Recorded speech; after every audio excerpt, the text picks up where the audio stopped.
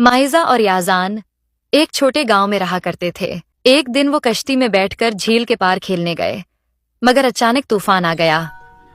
आंख खुली तो वो एक अजीब और गरीब जगह पर थे। चारों तरफ चॉकलेट के दरख्त, करीम की झीलें और जीली बीन्स के पत्थर थे। याजान ने कहा, हम कहाँ आ गए हैं? माइजा ने हैरानी से जवाब दिया, शायद हम किसी जादुई जजीरे पर हैं। इसी लम्हे एक बुलंद आवाज आई, चॉकलेट खाओ, मजा उड़ाओ, लेकिन वापस कभी न जाओ। ऊपर देखा तो एक चॉकलेटी तोता दरख्त पर बैठा था। मैं हूँ चिपरा, इस जजीरे का सबसे अक्लमंद परिंदा। क्या तुम हमारी मदद कर सकते हो? माइजा ने पूछा। हो सकता है, मगर पहले मुझे कुछ मीठा चाहिए, जैसे कोई नई बात, नया राज। चिपरा बोला और चहकने लगा। चिपरा ने सिर्फ अपने पंख फैलाए और परिंदों की तरह उड़कर दूर जा पहुंचा। बच्चे थोड़े परेशान हुए, मगर हिम्मत नहीं हारी। उन्होंने अपने दिल की सुनकर आगे बढ़ना शुरू किया। चॉकलेट के दरख्तों के नीचे चलते हुए उन्हें थोड़ी देर बाद एक खूबसूरत सा घर दूर से नजर आया। वो घर चॉकलेट की दीवारों और टाफी की छत से बना था, जिस पर रंग बिरंगे कैंडी चमक रहे थे। याजान ने कहा, चलो करीब चलकर देखते हैं। दोनों आहिस्ता आहिस्ता उस घर के दरवाजे की तरफ बढ़े। अचानक खुद खुला और एक नर्म आवाज सुनाई दी, आओ मासूम मेहमान, थके हुए होगे, अंदर आओ और कुछ मीठा खाओ। वो अंदर दाखिल हुए तो एक बूढ़ी औरत उनके सामने खड़ी थी। तुम जरूर थके हुए हो, चलो कुछ गर्म कोको और टाफी खाओ।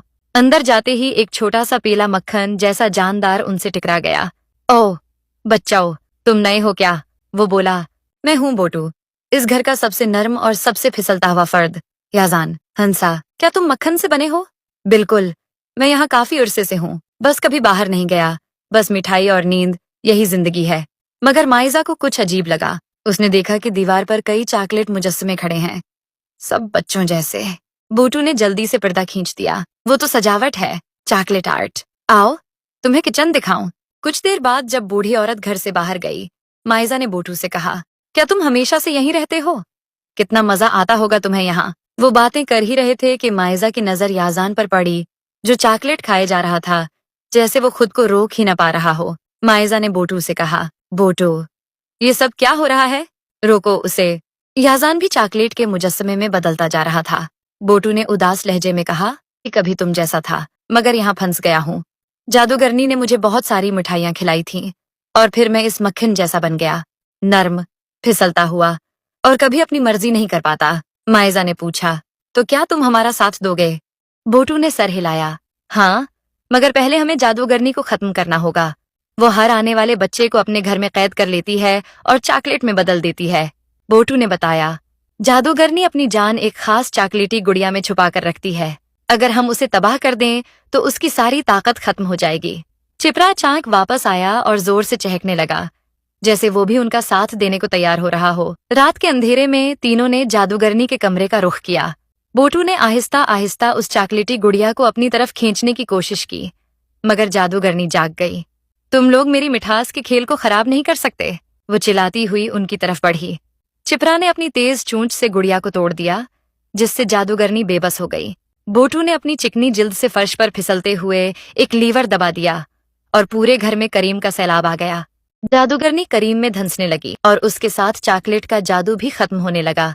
याजान की जिल्द से चॉकलेट उतरने लगा और वो वापस नॉर्मल होने लगा। बोटू का जादू भी टूट गया, मगर उसी लम्हे माइजा ने देखा कि दीवार के साथ जो चॉकलेटी मुजस्समे खड़े थे, वो हिलने लगे। चॉकलेट आहिस्ता आहिस्ता उनके जिस्मों से पिघलने लगा और उनके अंदर से असली बच्चे बाहर निकल आए। कुछ रो रहे थे, कुछ खुशी से हंस रहे थे। एक छोटा बच्चा रोते हुए बोला, क्या हम वापस जा सकते हैं? हाँ, अब सब वापस जा सकते हैं, तुम सब आजाद हो। चिपरा ने एक जादुई झटका मारा और एक चमकता हुआ रास्ता बन गया। सब बच्चों ने हाथों में हाथ डाले और उस रास्ते पर कदम रख दिया और अपने घरों को चल पड़े। माइजा, याजान, चिपरा और बोटू भी एक अनोखे, मीठे और यादगार सफर के बाद अपनी दुनिया वापस आ गए। मगर हर रात जब याजान सितारों को देखता, उसे चॉकलेट जजीरे की खुशबू अब भी महसूस होती थी।